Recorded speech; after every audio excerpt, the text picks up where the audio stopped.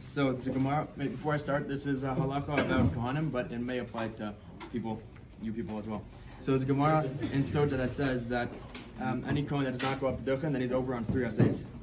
And the Yerushalmi says that that's only if the Kohen hears himself being called up. But if he does not hear anyone call him up, then he's not chayav.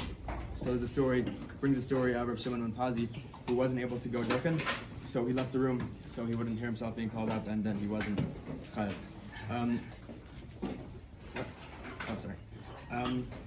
Yeah. So this, there's a Ran that says that if the Kohen left the room and did not hear, the difference would be if you had an over-enthusiastic rabbi who decided to leave the room after you left and called you back in to do Birchat Kohanim. Would you have to go in? So the Ran is one of the only Rishonim who say that you would not have to go back in. So how come? So it's dependent on a machlokas that the Ran has with the Rajba in a different sugya, in Megillah, whether the tzibor is an integral part of Birchat Kohanim or if it's just the Kohanim.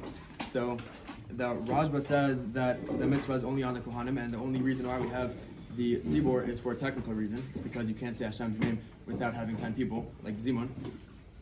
But the Ran says, where you only say Nebrei Chalokenu with 10 people. But the Ran says that the mitzvah is on the tzibor just as much as the Kohanim, because the pasuk says Veisa Aaron Yitzadav Ala'am is the tzibor. Got it. So now you can understand the Ran here, because we see that the Ran holds that the tzibor is an integral part of the mitzvah, and if you leave the room, then there's no tzibor anymore, so you don't have to do Birchat Kohanim.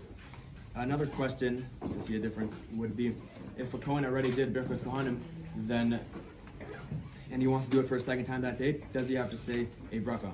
So most Rishonim would say that he does not have to, that he does have to say a bracha, but Levush is of the opinion, by himself I think, that you do not say a bracha. So how come?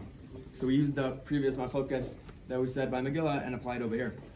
Most Rishonim would say that you would have to say a bracha because they believe that the mitzvah is an integral part with the tzibor as well. And since it's a new batch of people, it's a new minyan, they didn't hear a bracha yet, and therefore you have to say a bracha. But the Levush says that you don't have to say a bracha, probably because he holds like the Ran, who says that who holds like the Rajba, who says that the mitzvah is only on the Kohanim, and since you already said your bracha, you don't have to say a bracha anymore. So in conclusion, if you can't do Birchat Kohanim, then leave the room far away enough that no one could, an over-enthusiastic rabbi can't catch you. And if you want to do Birchat Kohanim for a second time, then I don't know, it's a 50-50 chance. And also, tzibor might have the same, an equal mitzvah in Birchat Kohanim as the Kohanim do.